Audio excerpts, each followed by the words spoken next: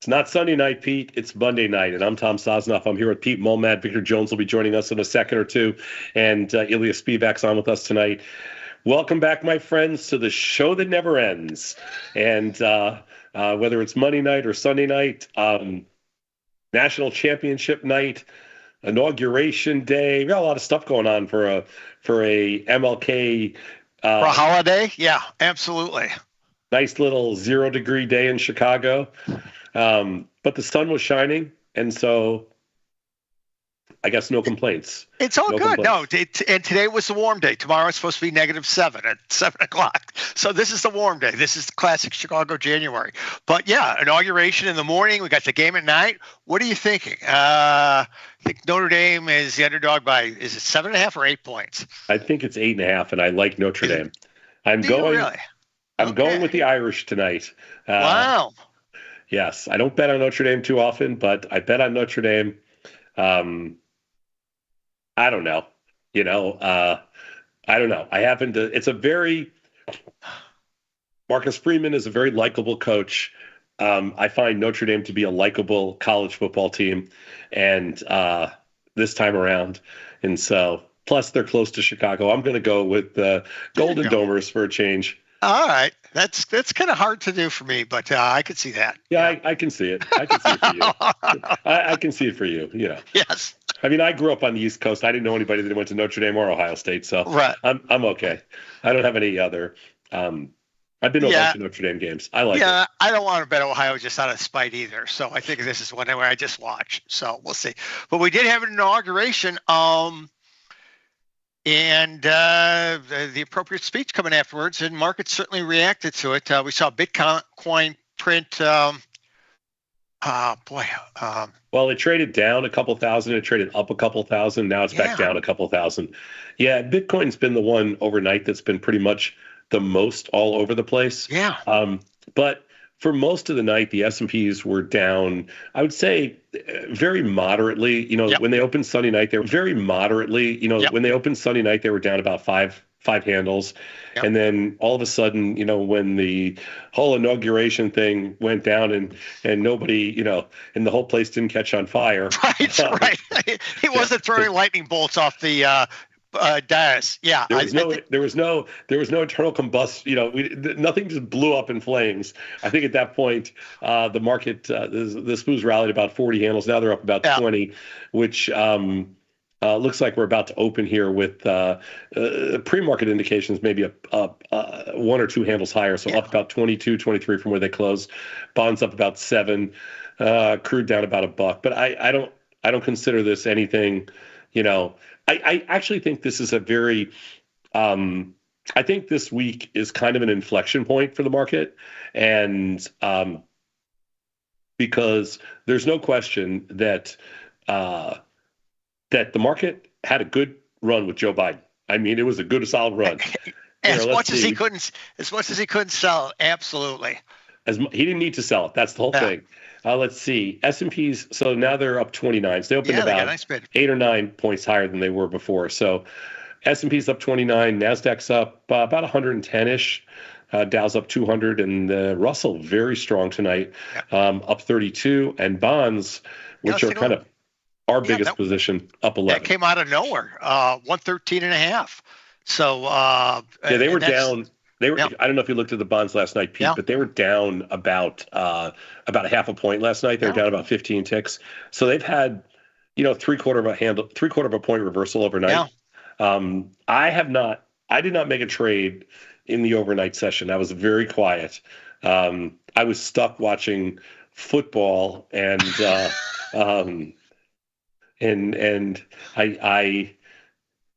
I told my wife, she's like, you're not going to sit around and trade all night, are you? Like, let's just watch the game. And I'm like, all right, fine. You acquiesce. Okay, so one day out of 252, you gave some ground. Yeah.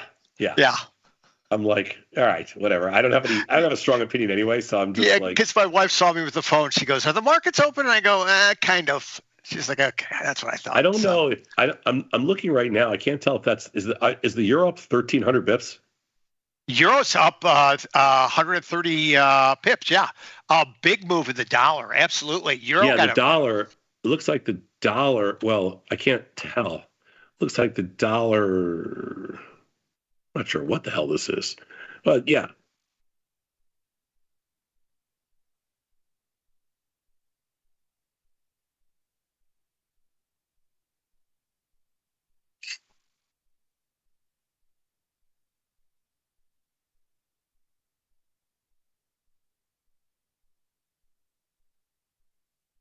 You know, right at 7:30, where I believe the text of his speech was made public, and it wasn't, as we saw, it wasn't, everybody's getting 25% tariffs and they're getting them tomorrow.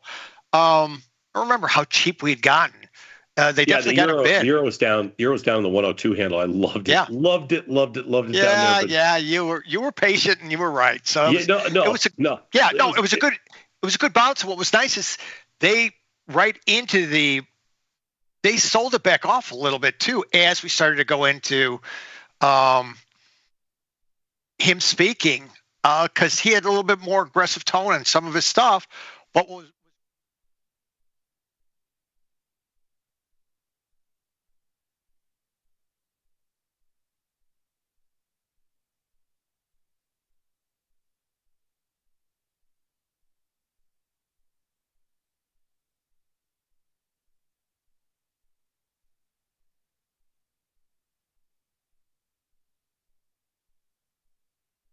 that Aussie is awfully cheap. Yeah, I agree. I mean, when you think about it, listen, at some point, it pays not to grow. I mean, it's pretty. At some point, you're like, screw it. I'd rather be long euro. Well, absolutely. And Canada, which was really sub 70 cents, Canada actually on a percentage basis, this still hasn't recovered as much as euro has, sterling has, or Aussie has. So Canada still, I mean, it's a nice bounce. Granted, 70 pips off the low. It'll be interesting to see if they can build some legs on this, because that means for the first time probably in 6 months we've got two-way risk going back into FX. But yeah, by far the biggest movers there. But as you mentioned, I'll tell you something. So years ago, I made this very small investment. It was not big, really small investment. I was helping somebody out. They asked me to do a favor, make a small investment in their company. They were it was a U.S. company, and they never made it. Okay, and they sold out eventually for pennies on the dollar to some Canadian company, and so I got stock in this Canadian company, and I'm like, well, I never heard of this company. I mean, it's a tiny amount of money. So I'm like, I'm not gonna, just keep it. I'll just sell it. So they sold it, and it's in Canadian dollars, right?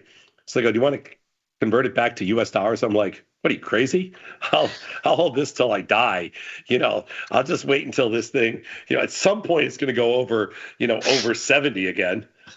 I'll just sit with it. I don't care. I'll sit with British pound here. I'll sit with euro. I'll sit with Canadian dollar. I mean, I'll take my chances. Yeah, cable had a good move too. Sterling up 150 points off the lows. 121.80 was cheap, but we had actually had, again, Sterling had a pretty big. It's been the weakest one this month by far. I mean, that trade down from 126 to almost sub 121. Yeah, the markets are really bad in there tonight in euro. The March markets are untradeable. You mean for them, right? The option markets are untradeable. Yeah, so. This is the problem. Is that the option markets in the euro tonight are untradeable. The monies are 700 ticks wide. They're not tradable. Yeah, that's disappointing. Yeah, there's nothing you can do. But so anyway, as we kind of work our way through the opening here, the first official day, I'm kind of intrigued because the market's had a nice run. Yeah. And the market had a nice run because the market loves slop. The market loves the wall of worry. The market loves when it believes nothing can get done.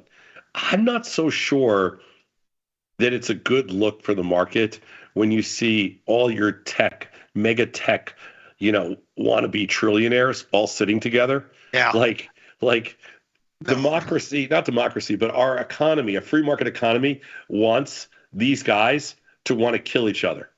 Like, I want to see Zuckerberg and Musk go at it. I want to Yeah. see, Weren't they supposed to have some MMA cage match 6 months ago, and now they're sitting a couple across the years table? ago. Yeah. A couple years ago. Okay. Like, I want to see, I really want to see, Tim Cook and Bezos, like, just say, F you. Like, I want that level. I don't like it when they're all there, shaking hands, kissing babies, and, like, patting each other on the back. The market's not going to like that. The Yeah. market likes competition when they want to, Right. rip each other's heart out.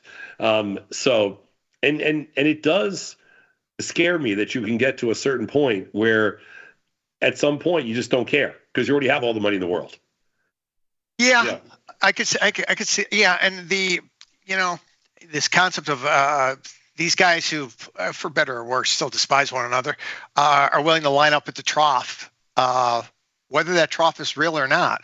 I mean, with all the talk about crypto and everything, I mean, we traded up to 110, down to 100,000 in Bitcoin. Trump didn't mention word one about crypto. No, granted, it's first day, and he covered a lot of ground. Oh, no. I'm not going to talk about crypto tonight because you would be ruining my cherry bomb. And I Okay. put way too much work into it because I fully intend to piss off half the people in the world, including Mr. Jones. So who just chimed. I see Victor just popped in. Mr. Jones, how are you? I'm doing well, Thomas. How are you? You a little under the weather, Great. I hear? I'm a little under the weather just because I've got some, like a cold or a cough, whatever. It's, what do you know? You're in 99-degree heat. We're in -9 degrees. Brutal. Yeah. So it's, I caught something last week, and so I'm trying to work my way through it without giving it to the rest of my family. Anyway. What do you make of? We got a little bounce in. Am I allowed to talk bonds and interest rates? Yeah, you're allowed to talk anything you want. We got a little tiny bounce from last night. We talked about it. We rallied 3/4 of a point, Vic. We were down 15. We're up 10. That's 3/4 of a point rally. Is this what we call in the business day one, Pete? A little day one rally, a couple of days here. They're holding in around 113. They didn't do a ton of damage past 110. No. Or is this false hope, Pete? Is this false hope? No. They got to borrow an awful lot of money, and granted, nobody's stopping that right now. And who knows what? Again, the market price is in effectively more than me trying to macro babble. Tape action wise, they probably got everybody a little trapped right here. If they can build on this and we hold these above 113 and a half, yeah, then you've got a little bit of maybe you could squeeze a little bit back up. I mean, it is. I mean, we're awfully cheap. We've been marked out in the last 3 months, 14 handles. So it's a big move. You know what's funny? Is, like, Pete, when you say they got to buy a lot of bonds, or they got to borrow a lot of money. I'm sorry, they got to borrow a lot of money.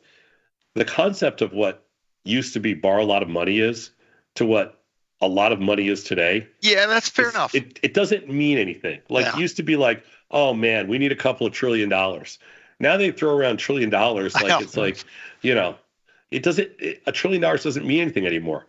You need $1 trillion. Here's $1 trillion. Now what do you want? Get out of my face, kid. That's what it is. Trillion is a new billion. Yes. Yeah, I mean it is. That's a trillion. You say it so comfortably, and to me, it's terrifying. It's absolutely terrifying. It's also the reason houses are so expensive. Well, you're also younger than me. You're gonna live long enough to see the consequences. I don't have to worry about it. Right. Oh, not me. I got all my money in Melania coin. I think I'm good.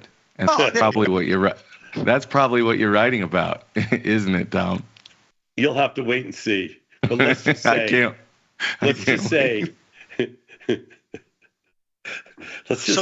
that 56 billion in market cap for the Trump coin. Again, that's billion, not trillion. That's just a rounding error. It's amazing. One day.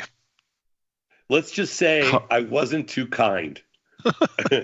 But by the way, just so you know, I know you're not on Twitter. You're probably on Red Note, the new TikTok. What would you have done, by the way, if they would have shut down TikTok, Tom? Well, they did shut down TikTok for about 12 hours. But I honestly never thought. I went on TikTok on Sunday morning, and it said TikTok is no longer available. And I'm like, okay. can have some of my life back. I'm okay with this. And then, but it was funny because I'm sitting around and I said to Corinne, I'm like, there's no chance that TikTok's not back up by today, tomorrow, or later this week. Zero chance. TikTok is too big a business, and the investors in TikTok are just too huge. Like it's not possible that their three biggest investors are going to walk away from hundreds of billions of dollars, which is what TikTok is worth. And these guys all own it, and they're all big, giant, U.S. traders and whatever else. They're all in the financial space. Not a chance. TikTok is going to probably be bigger and better than ever. What do you think about the proposed solution to turn it into a 50% owned joint venture? And here's the context. Anyone that's done business in China knows that, like, to get access to those 1.5 billion people, you actually, for a U.S. company, you actually a lot of times had to do a joint venture. You had to couple with a local company. You had to give up some of your intellectual property. And the whole idea here, which is to flip that model on its head, to bring that to the U.S. Okay, yeah. If you want to continue to operate TikTok, it needs to be a joint venture. I'm not sure how to think about that. What do you think about that, Tom? Well, the reciprocation of the joint venture. So you're mistaking me for someone who cares. Like, you got to realize I'm a fan. I'm not sitting here like you trying to analyze the situation. You're like the guy. This is what you are, Vic. You're like the guy. What the hell was that? I didn't see that coming, Pete. I'm going to tell you exactly what it is. You're the guy. You took a bat. Come on in, Vic. Come on in. Take your shoes off. Bat to the back of the skull. But hold on. You're the guy whose favorite team. What's your favorite baseball team? I don't like baseball, but it would be the White Sox. The White Sox. Okay. You're the guy that when the White Sox have a chance. When the White Sox have a chance to get Shohei Ohtani, just as an example, they don't have a chance, but if they had a chance to get Shohei, right, then the White Sox have a chance to get the best player in baseball, and you're the guy that says, "Oh man, I don't want them to spend $700 million. That's too much money." You're a freaking fan. Shut up, sit back, and relax. Who cares what Reinsdorf and the other owners pay? They're worth billions. I'm a fan. I want the best team out there. So I love TikTok. I'm a fan. I don't care who owns it, what they do, how it all works out. Like, just bring it back. It's the best social app out there. Nothing's even close. Nothing is even in the same league. Everything is like light years behind. You're articulating your TikTok addiction, but what I was speaking to, it's not an addiction. I don't even care that much. What I was speaking to is entrepreneurship. That the idea that the U.S. has free, open borders, that entrepreneurs and other places come here, they can open up businesses. The idea that if once you're successful, that it somehow you're going to be commandeered and 50% of ownership needs to go to the United States. If I'm not mistaken, it's one of the first times that's happened, and this is a precedent that could be set into the future. And so my point is the U.S. has been an open capital market, whereas China has had certain rules in order for you to play and get access to their consumers. And we're taking their model and we're bringing it to us instead of trying to export sort of this free open border model elsewhere. That's my point. The CEO Singaporean? He is, yeah. Yeah. I mean, my favorite interview of all time is Senator, I'm Singaporean, not Chinese. Senator, I served for the Singaporean army. I'm not Chinese. It's one of the greatest interviews ever. I mean, you can watch that 100 times and you're like, what the hell? Like, what is this? What do we become? Senator, I'm Singaporean. Yes, thank you. But would you join the Communist Party? Senator, I'm Singaporean. I fought for my country. I'm Singaporean. What's the setup for tech stocks going into this week? In your guys' opinion? Pete, before you got on, and we can get Ilya's opinion in a few minutes, but I told Pete, nothing scares me more for tech stocks than seeing the four biggest tech mongrels sitting side by side. I mean, I want those guys to rip each other's heart out. I don't want to sit there, watch them holding hands and, like I love, like Jordan would never sit next to Isaiah Thomas. I don't want those guys liking each other. I want them in capitalism says they should want to rip each other's heart out. It does. I don't want them all to be friends. But Prisoner's Dilemma says that they should work together. Nash's theory of equilibrium says that they should care about their own individual outcomes as well as their group dynamic outcomes. Doesn't it seem like the Titans of today, they play this game theory where they do care about their shared outcome. They care about their shared outcome because they understand game theory. It's not a Michael Jordan versus Charles. It can't be as simple as they don't want to be the last one in line, Vic. They care about nothing except how much about their stock price. Yeah, let's be realistic. Exactly. They care about nothing.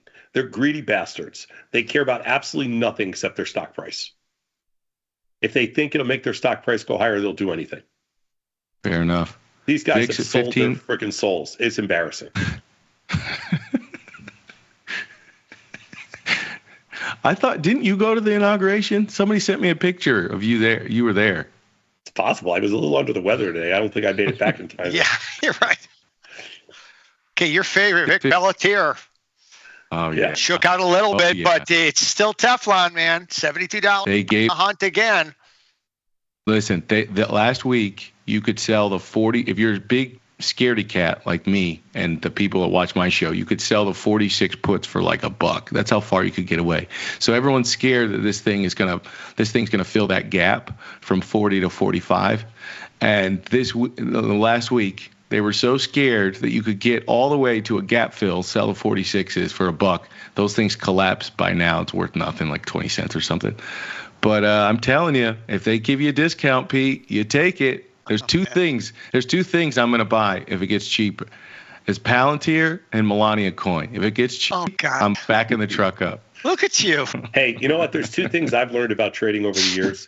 It's when a far out of the money option looks so expensive. There's a reason. You have to sell it. Yeah, there's a reason. It's that they're always freaking right.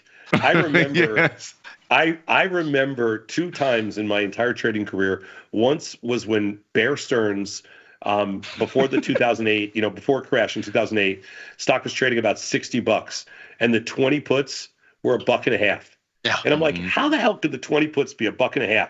The stock's like almost 60 with 3 weeks to go or 4 weeks to go. I go, that's the dumbest thing ever.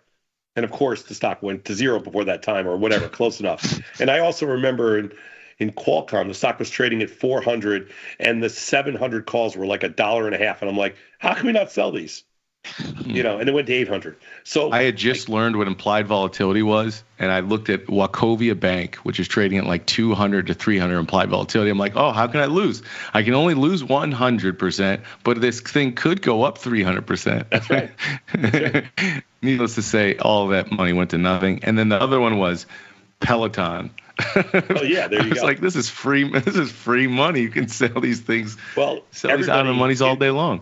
In the recent years, everybody who traded GameStop learned that lesson. Like, those out of the money calls in GameStop back in the meme stock explosion, the stock was trading for whatever, $60 or $70, and the 200 calls were at like $3, and people were looking like, how the hell could these be $3? Right. Well, the stock went to 500. Hey, Pete, we're gonna bring Ilya in, okay? Okay. Okay, Vic, you got the screen? Yes. Yeah, I can. All right. Back over to you guys. Have a good Thanks night. so much, Pete. Bye. And I love the sign behind you. Forex Focus. Thanks. That's right. Tomorrow at 6:30. Tune in, guys. Yeah, for those of you that don't know, Pete does a show every morning at 6:30 a.m. Central Time with Frank and other assorted guests, and they cover just Forex. And tonight's a huge move in the FX market. So if you want to check out Pete tomorrow morning before Tony and I start, Pete's on from 6:30 to 7. Well, I know you guys talked about this before, but would you fade this move in the dollar? I know you've been waiting for a weakness in the dollar, but would you fade this? No chance. Yeah. I'll let Ilya go, but I say no chance. Oh, I'm very short the dollar here. Are you really? I've been waiting for this to happen. I'm loaded up. I'm long euro. I'm long Aussie. I'm long the Canadian dollar. On the spot side, because I don't like full 6J contracts, I'm long yen. So I'm loaded up. I've been waiting for this to happen. I'm long the bonds. I'm long gold because I think it's all the same idea that interest rates in the U.S. have probably hit some kind of a wall. And at least for a while here, we have to go the other way. I couldn't agree with you more. I could not agree with you more that they're all interrelated. If you're bearish on the dollar here, you have to be long bonds, and you also have to be long Russell. And so I think the play is to be long Russell, short S&Ps and NASDAQ here, to be long bonds and short dollar. The only one of those I don't have on is long Russell. I haven't seen the price action that would get me there, but I'm short NASDAQ, I'm short the S&P, long gold, long bonds, short dollar. Basically, to me, all of that is one idea. Good. So you guys aren't buying. You guys don't buy the narrative, because this is what everyone's the brush people are painting with. The brush people are painting with is Trump is not implementing tariffs on day one, and therefore the dollar gets weaker. You're not buying that as very catalyst? Clearly we're seeing the opposite. So the Wall Street Journal published a story that basically said he's not going to do tariffs off top. He's not going to do them by executive order. He's going to do executive orders that direct agencies to review trade policies, and then maybe something will come out of it, but that we're not doing tariffs out the gate. And that's why the dollar is up. You're giving him a lot more credit than he deserves. It's like, okay, maybe. Somebody just sat him down and explained what a tariff was, and he just figured it out. I mean, come on, give me a break.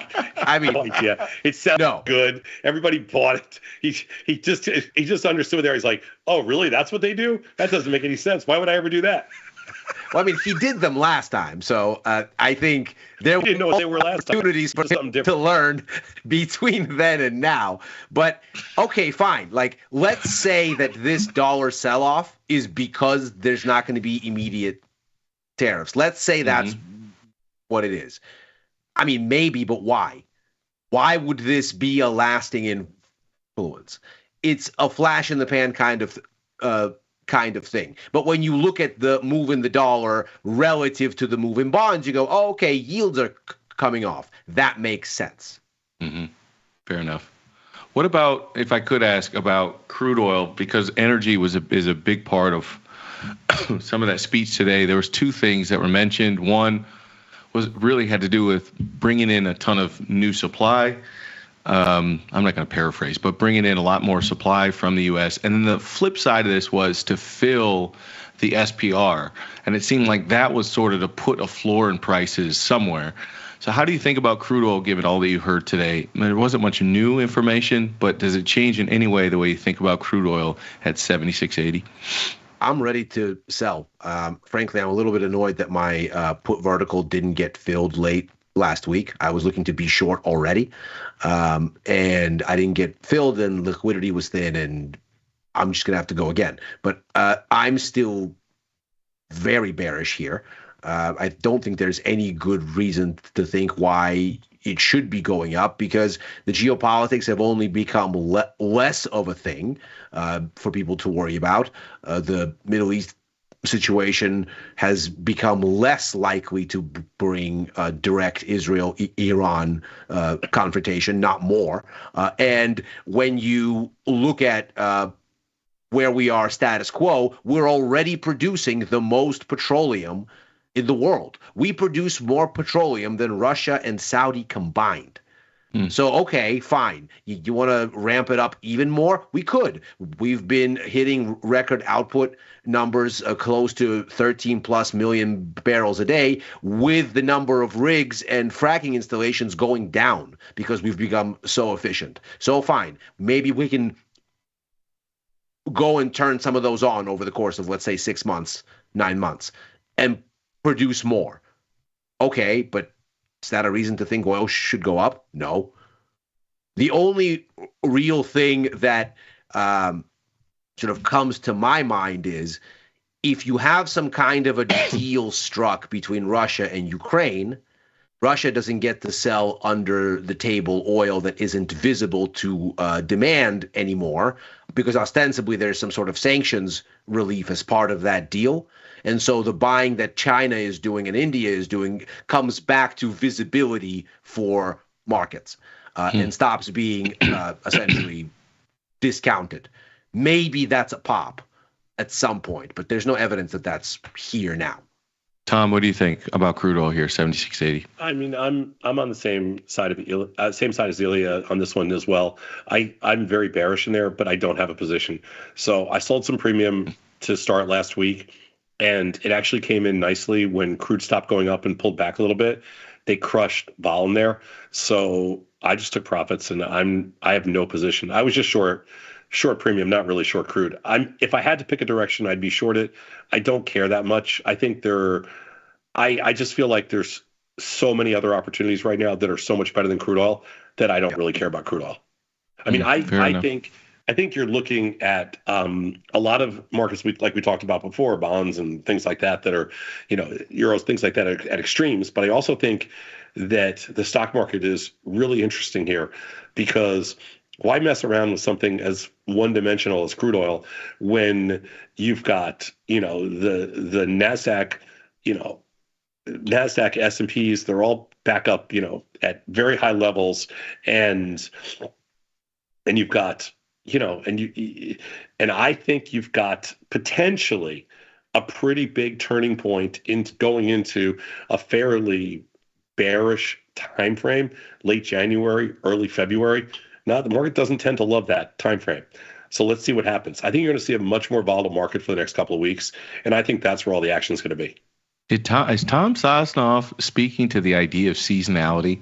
No. Who are you? Who are you, Thomas? Sounds a bit seasonality. I know you guys were going to say that, and I purposely did not use the word seasonality. But what happens in January expiration is that everybody's massive ARB positions come off in December on triple witching, and in January when all the leaps come off. So there's this huge amount of freed up cash as of last Friday, like a massive amount of cash, like $1 trillion of notional.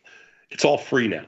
So now you've got a market where traders are locked and loaded. Is the whole reason why post-January expiration is usually so busy is because all the cash comes free due to expiration on Friday. So I just think that the ARBs have cash, the high-frequency firms have cash because they pared everything down towards the end of the year. Everybody's locked and loaded right now. And so I think you're going to see markets kind of fly around a little bit. It seems like there's not really a ton. You tell me if I'm wrong. I'll start with you, Ilya, and then Tom will go to you for your final thoughts on the week. It seems like there's not a ton of action in the economic calendar this week, at least domestically. Where do you think the path of least resistance is for the marketplace, given the fact that there's not a bunch of huge catalysts during the week? Yeah, I mean, I think one of the more interesting things about this week is that there's room for markets not to obsess about this number or that number and to kind of find a default and find where it is that they want to go. The inauguration and the PMI numbers on Friday basically bookend this thing. I mean, I don't really consider the inauguration to be a serious event risk. I don't really think there's anything there, but it could be psychologically a kind of bookending where the new administration starts, the markets start to think about that.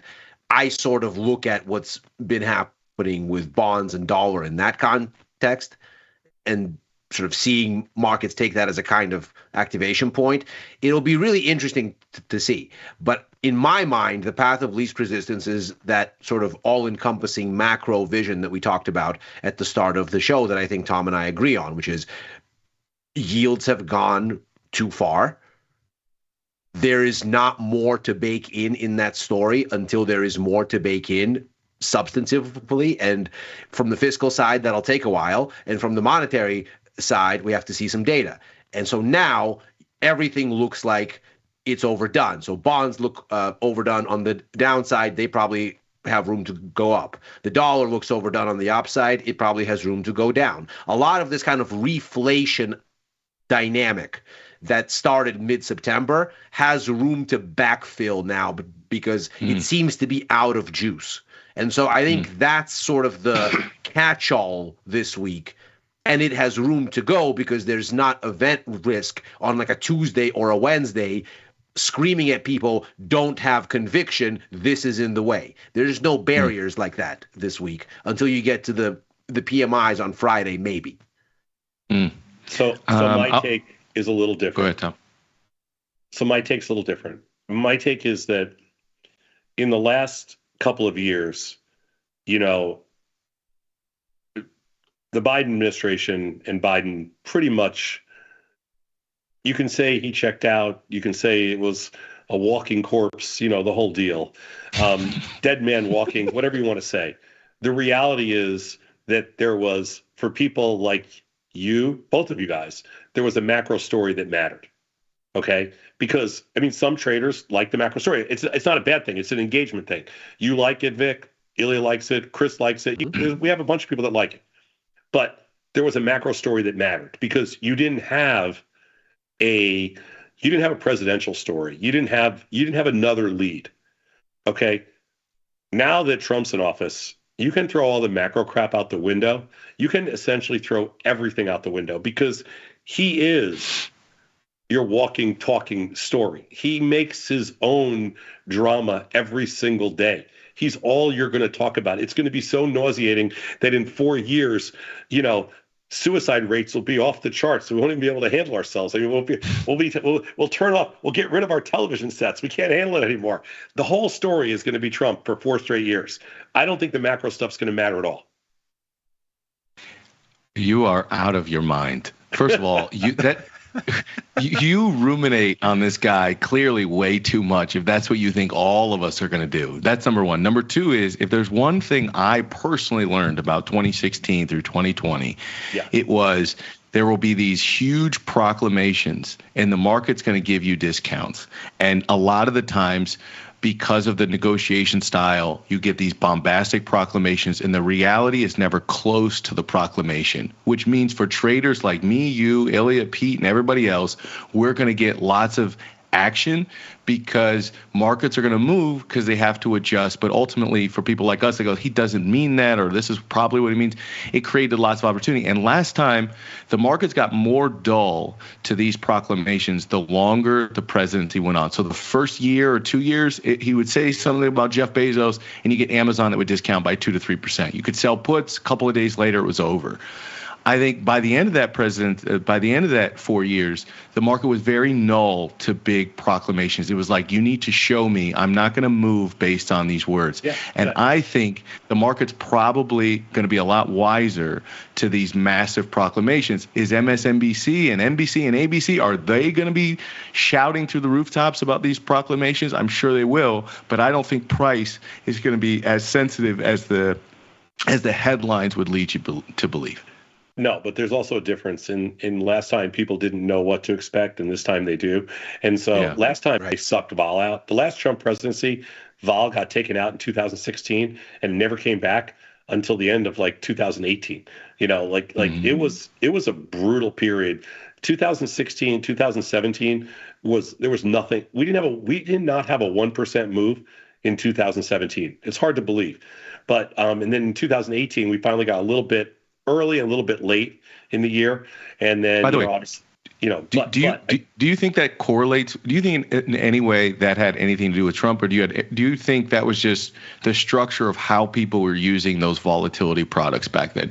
In other words, is correlation causation? Does that sucking vol out have anything to do with Trump, or was totally? It had to do with the fact that Trump was gridlocked. So the problem is that back then he couldn't do anything. Okay, his hands were tied. So all his craziness was bottled in, and it was just it was an outburst. But now he has the power to do stuff. He learned how to play the game. Okay? And I mean, if your first official act is to launch a Ponzi economy, you better be worried, Vic Jones. You better be freaking worried. Yeah, I am. I don't disagree with you. I was that bold move, Cotton. Very bold move coming out of the chute. You better rethink. Like, you know, I mean, he's dumb, but he's not that dumb. He's got some street smarts, and the street smarts, he learned how to play the game. The first time around was frustrating for him. This time around, he doesn't have a third time, so he learned how to play the game. Yeah, I don't disagree with you. All right, everybody. I know, Tom, you're not feeling great, a little under the weather. I hope you feel better. I'm feeling better right now. I got it all loosened up. I'm wearing it depends, and I got to go run and change it. You know, in Japan, They sell more adult diapers than children's diapers. Did you know that, Tom? They're also the oldest population in the world, so I suppose it figures. I did not know that, but that's a very scary thing if that's the truth. It is true. Look it up. Median All age, right, I believe, everybody. is 48 now in Japan. For the Depends wearing Ilias Spivak, for myself, for Pete Molmet, and for Tom Sosnoff, and everybody here at Tasty Live, thank you for tuning in. Hit the like button on your way out of the door. Subscribe to the YouTube channel if you haven't already. We'll see you back here bright and early, 1:30 a.m. Central Time. The content starts for you. So we've got your Jones no matter what time you wake up. We'll see you back here tomorrow, bright and early. Peace.